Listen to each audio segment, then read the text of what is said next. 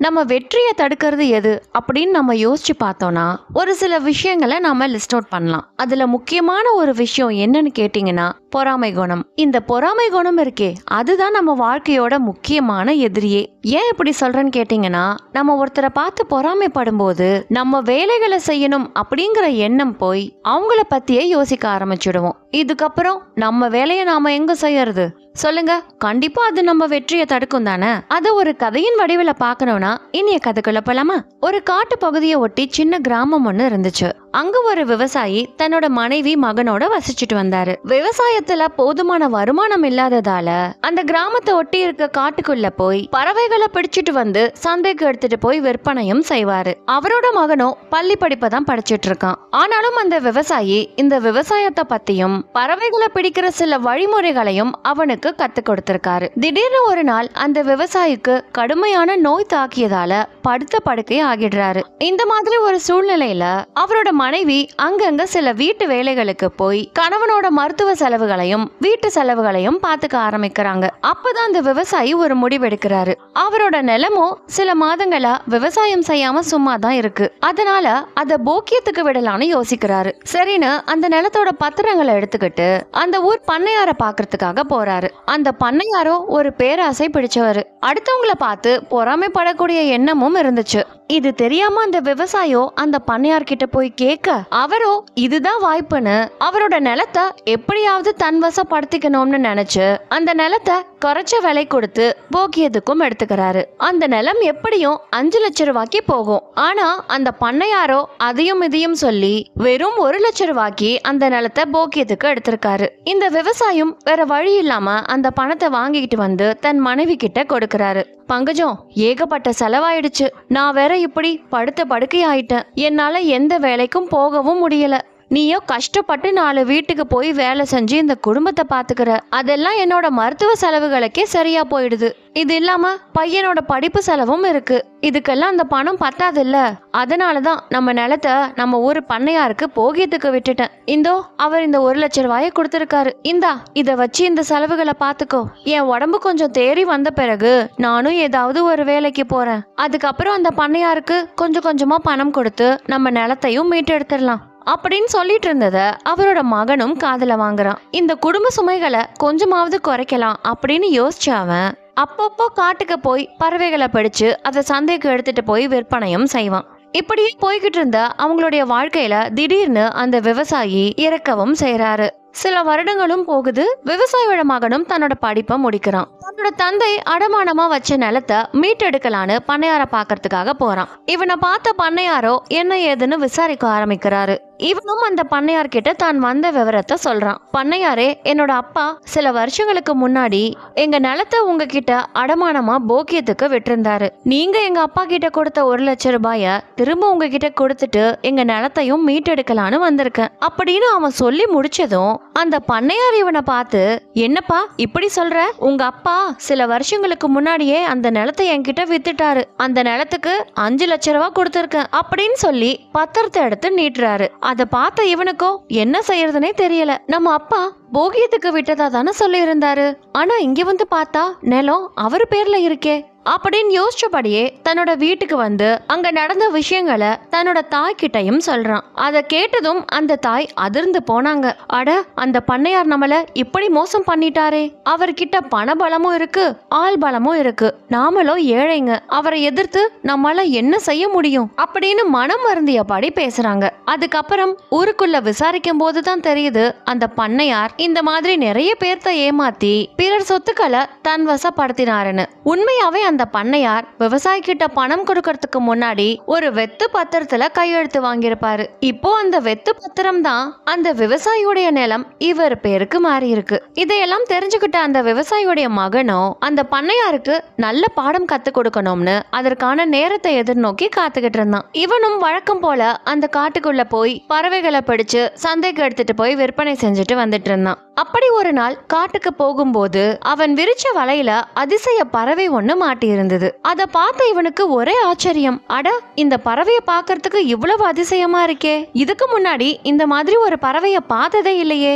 இது எந்த இனத்தை சேர்ந்த பறவையா இருக்கும் அப்படின்னு யோசிச்சபடியே அந்த பறவையை எடுத்துக்கிட்டு தன்னோட வீட்டுக்கு போய் தன் தாய்கிட்டையும் காட்டி கேக்குறான். அந்த தாய்க்கும் அதை பார்த்ததும் ஒரே ஆச்சரியம். அட, உண்மையாவே இது வித்தியாசமான பறவையா தான் இருக்கு அப்படின்னு சொல்லி ஆச்சரியத்தோட பாக்குறாங்க. அதனால இவனும் அந்த பறவைய சந்தைக்கு எடுத்துட்டு போய் விற்காம ஒரு கூண்டுக்குள்ள போட்டு அடைச்சு வைக்கிறான். என்ன அதிசயம், திடீர்னு அந்த பறவை அவனை பார்த்து பேச ஆரம்பிச்சிடுச்சு. அதை பார்த்த இவனுக்கு பேரதிர்ச்சியா இருந்தது. அட, இந்த பறவை எப்படி பேசுது? பறவைகளால பேசக்கூட முடியுமா என்ன அப்படின்னு யோசிக்கிறான். அதை கண்டு அவனோட தாயும் அதிர்ந்து போறாங்க. அந்த பறவைய பார்த்து, பறவையே, உன்னால எப்படி பேச முடியுது அப்படின்னு கேக்குறான். அப்போ அந்த பறவை சொன்னுச்சு, நான் அந்த பண்ணையார் வீட்டுல இருந்த பறவை. அங்க என்ன மாதிரியே இன்னும் நிறைய பறவைகள் இருந்தது.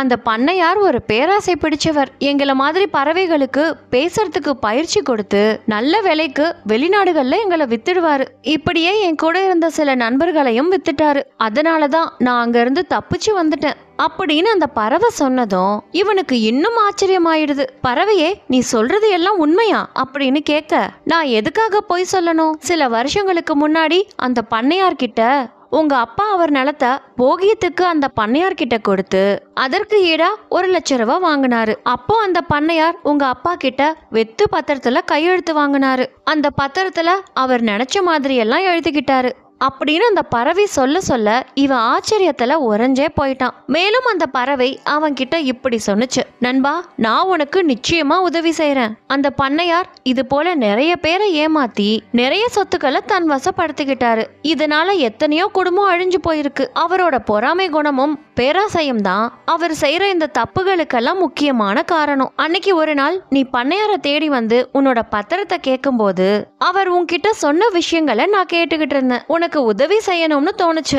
அதனாலதான் அவருக்கு தெரியாம அங்க இருந்து தப்பிச்சு வந்துட்டேன் அப்படின்னு சொல்லுது. இவனும் அந்த பறவை சொன்னதை கேட்டு தன்னோட நிலத்தை மீட்டெடுக்கணும்னு முடிவெடுக்கிறான். தீவிரமா யோசிச்ச பிறகு அதற்கான திட்டத்தையும் போடுறான். அதுக்கப்புறம் அந்த பறவை கிட்ட, பறவையே, நீ இப்பவே பண்ணையார் வீட்டுக்கு போ. அவர் கண்கள்ல படாத படிக்கு ஒரு இடத்துல மறைஞ்சிருந்து அவரை கண்காணிச்சிட்டு வா.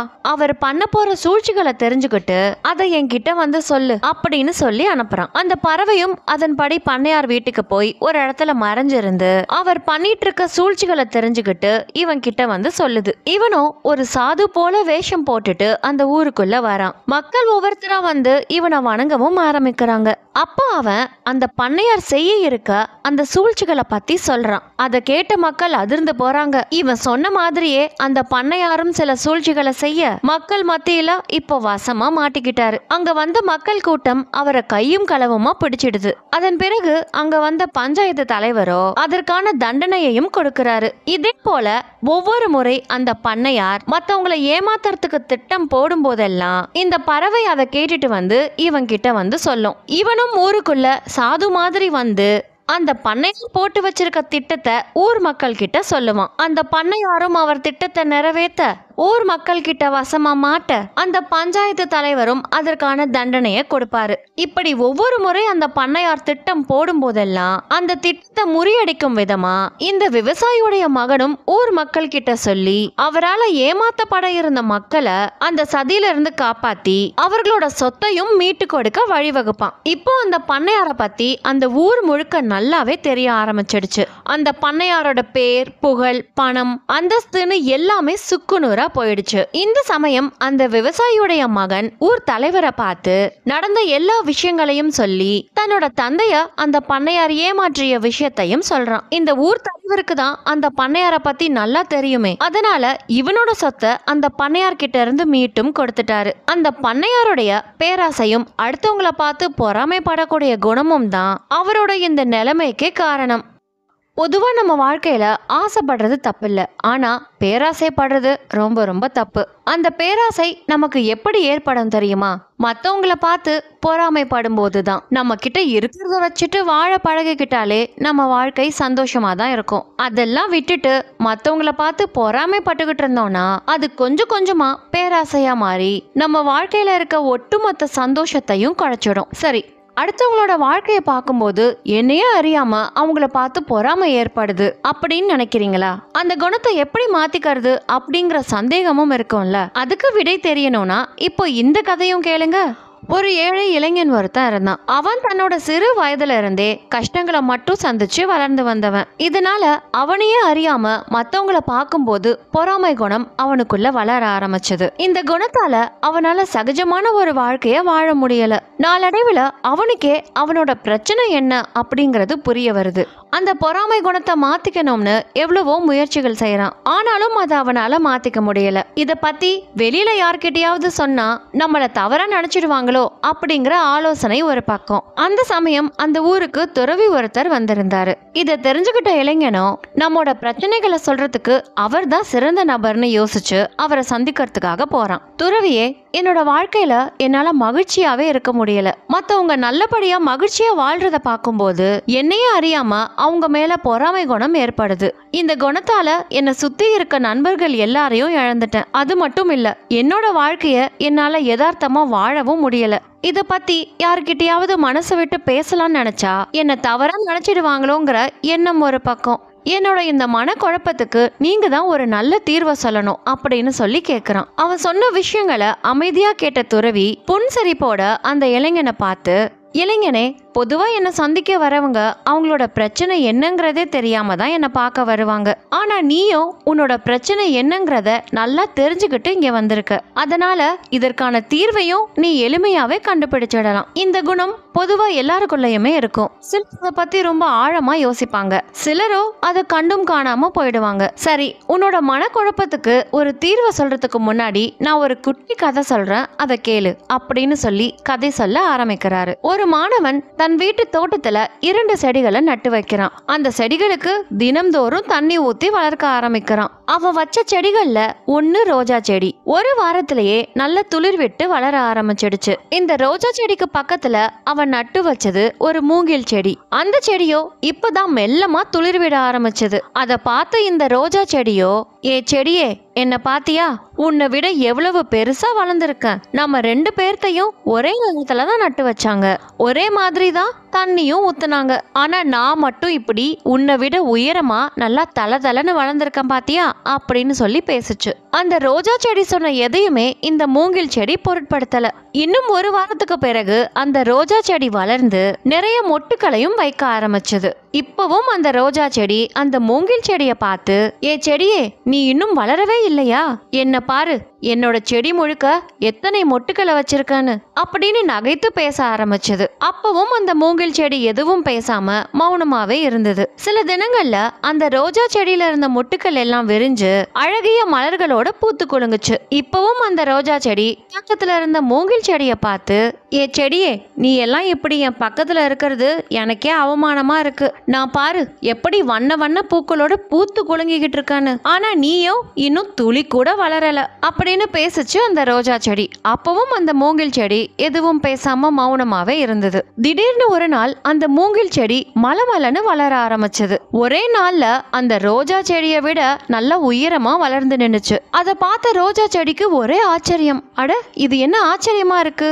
இந்த செடி நம்மளை விட எவ்வளவு சின்னதா இருந்தது, இப்ப ஒரே நாள்ல நம்மளை விட உயரமா இருக்கே அப்படின்னு நினைச்சு பொறாமையும் பட ஆரம்பிச்சது. இந்த பொறாமை குணத்தால தன்னோட இயல்புகளை கொஞ்சம் கொஞ்சமா மறக்க ஆரம்பிச்சது அந்த ரோஜா செடி. அந்த மூங்கில் செடியோ நாளுக்கு நாள் கொஞ்சம் கொஞ்சமா வளர்ந்து வளர்ந்து ஒரு பெரிய மூங்கில் மரமாவே மாறிடுச்சு. அந்த மூங்கில் மரத்தை பார்க்கும் போதெல்லாம் இந்த ரோஜா செடி அதன் மேல பொறாமைப்பட்டுக்கிட்டே இருந்தது. இதனால அந்த ரோஜா செடி கொஞ்சம் கொஞ்சமா தன்னோட தன்மைகளை இழந்து இப்போ அந்த செடியில மொக்கும் வைக்கிறது இல்ல, பூவும் பூக்கறது இல்ல. இந்த செடி பூவே பூக்கறது இல்லைன்னு சொல்லி அந்த செடியை நட்டு வச்ச சிறுவனோ அதை வேரோட பிடுங்கி எரிஞ்சிட்டான். இப்பதான் அந்த ரோஜா செடி தன்னோட தவறுகளை எண்ணி வருந்த ஆரம்பிக்குது. இந்த ரோஜா செடியோ மூங்கில் மரத்தை பார்த்து பொறாமைப்படாம இருந்திருந்தா தன்னோட இயல்புகளை இழக்க நேர்ந்திருக்காது. அந்த ரோஜா செடியோட இயல்பே மொட்டு வச்சு பூ பூக்கிறது தானே தவிர உயரமா வளர்றது இல்ல. அதே மாதிரி மூங்கில் செடியோட இயல்பே நல்ல உயரமா வளர்ந்து நிக்கிறது தான். ஆரம்ப கட்டத்துல அந்த மூங்கில் செடி வளர்றதுக்கு கொஞ்சம் தாமதமானாலும் அதன் பிறகு அதோட வளர்ச்சிய யாராலையும் கட்டுப்படுத்த முடியாது. எல்லாரும் அண்ணாந்து பாக்குற அளவுக்கு நிமிர்ந்து நிக்கும். அதுதான் அந்த மூங்கில் செடியோட இயல்பு. இது போல கடவுள் படைக்கும் போதே ஒவ்வொரு தரையுமே தனித்துவமான இயல்புகளோட படைச்சு படைச்சிருப்பாரு. நாம நம்மளோட இயல்பு என்னங்கிறத பத்தி மட்டும்தான் யோசிக்கணுமே தவிர மத்தவங்கள பார்த்து பொறாமைப்படக்கூடாது. கடவுள் ஒவ்வொருத்தருக்கும் ஒவ்வொரு மாதிரியான வாழ்க்கைய கொடுத்திருப்பாரு. அந்த வாழ்க்கையில நாம சந்தோஷமா இருக்கிறதும் துக்கப்படுறதும் நம்ம கையில தான் இருக்கு. நாம நம்ம வாழ்க்கையில ரோஜா செடியா இருக்கோமா இல்ல மூங்கில் செடியா இருக்கோமாங்கிறது முக்கியம் இல்ல. எப்போதுமே நம்ம இயல்புல இருந்து மாறாம நம்ம தனித்துவத்தோட வாழ ஆரம்பிச்சாலே நம்ம வாழ்க்கை எப்போதுமே மகிழ்ச்சியா இருக்கும். இப்ப சொல்லு, உன்னோட வாழ்க்கைய நீ மகிழ்ச்சியோட வாழ போறியா இல்ல மத்தவங்கள பார்த்து பொறாமை கொண்டு வாழ போறியா அப்படின்னு கேட்டதும் அந்த இளைஞன் யோசிக்க ஆரம்பிக்கிறான். அந்த துறவி மேலும் இப்படி சொல்றாரு. இளைஞனே, கடவுள் நினைச்சிருந்தா நம்மள ஒரு மிருகமாவோ இல்ல செடி கொடிகளாவோ படைச்சிருக்கலாம். ஆனா நம்மள இப்படி 6 அறிவுள்ள மனிதனா படைச்சிருக்கிறத நினைச்சே நாம பெருமையோடவும் மகிழ்ச்சியோடவும் இருக்கணும். நம்ம வாழ்க்கையில நாம வெற்றி பெறணும்னா நாம நமக்குள்ள வளர்த்துக்க வேண்டியது தன்னம்பிக்கையும் விடாமுயற்சியும் தான். நாம செய்யற செயல்கள்ல கவனத்தோடவும் ஒரு பற்றுதலோடவும் இருந்தாலே நம்ம எளிமையா முன்னுக்கு வர முடியும். இப்ப சொல்லு, நீ உன் வாழ்க்கையில வெற்றி பெறறதுக்கு உனக்குள்ள வளர்த்துக்க வேண்டிய குணம் எது அப்படின்னு கேக்குறாரு. இப்போ அந்த இளைஞன் துறவி சொல்ல வர விஷயத்த சரியா புரிஞ்சுக்கிறான். துறவியே, நான் உங்களை பார்க்க வரும்போது பெரிய மனக்குழப்பத்தோட வந்தேன். இந்த பொறாமை குணம் என்ன ஒரு கோழையா மாத்திடுச்சு. நீங்க சொன்னதை கேட்ட பிறகுதான் என்னோட மனக்குழப்பம் எல்லாம் நீங்கி என்னோட வாழ்க்கையில அடுத்து நான் என்ன செய்யணும் அப்படிங்கறத புரிய வச்சிருக்கு அப்படின்னு நன்றி சொன்னபடி அங்க இருந்து கிளம்புறான். நாமளும் இப்படிதாங்க, நமக்கு கிடைச்சிருக்க நல்ல வாழ்க்கையை விட்டுட்டு அடுத்தவங்களை பார்த்து பொறாமைப்பட்டுக்கிட்டே இருந்தோம்னா நம்ம வாழ்க்கையில இருக்க சந்தோஷங்களை எப்படி அனுபவிக்கிறது? நாம நம்ம வாழ்க்கையில நிம்மதியாவும் சந்தோஷமாவும் மன நிறைவோடவும் இருக்கணும்னா நாம மாத்திக்க வேண்டிய ஒரே குணம் மத்தவங்களை பார்த்து பொறாமைப்படாம இருக்கிறது தான். இனியும் உங்களுக்கு மத்தவங்களோட வளர்ச்சியை பார்த்து பொறாமை ஏற்பட்டா இந்த கதை உங்க ஞாபகத்துல இருக்கட்டும். இந்த கதையில வந்த மூங்கில் மரம் மாதிரி நாம வளர்றதுக்கு கொஞ்சம் தாமதமாகலாம். அந்த சமயத்துல மத்தவங்க நம்மளை பார்த்து ஏளனமா கூட பேசலாம். அந்த சமயம் நாம கடைபிடிக்க வேண்டியது நிதானத்தை தான். நிதானத்தோடவும் பொறுமையோடவும் இருந்தா இந்த மூங்கில் மரம் மாதிரி நாம வளர்ந்துகிட்டே இருக்கலாம். அந்த சமயத்துல நம்ம வளர்ச்சிய யாரு நினைச்சாலும் தடுக்க முடியாது. நிச்சயமா இந்த 2 கதைகளும் உங்களுக்கு பிடிச்சிருக்கும்னு நினைக்கிறேன். இந்த வீடியோ பிடிச்சிருந்தா தம்ஸ் அப் பண்ணுங்க. உங்களோட கருத்துக்களை காமெண்ட் செக்ஷன்ல சொல்லுங்க. அப்படியே சப்ஸ்கிரைப் பண்ணாம பார்த்துட்டு இருக்கவங்க சப்ஸ்கிரைப் பட்டனையும் ஒரு தட்டு தட்டிடுங்க. மீண்டும் வேற ஒரு சுவாரஸ்யமான கதையோட நான் உங்களை சந்திக்கிறேன். தேங்க்யூ.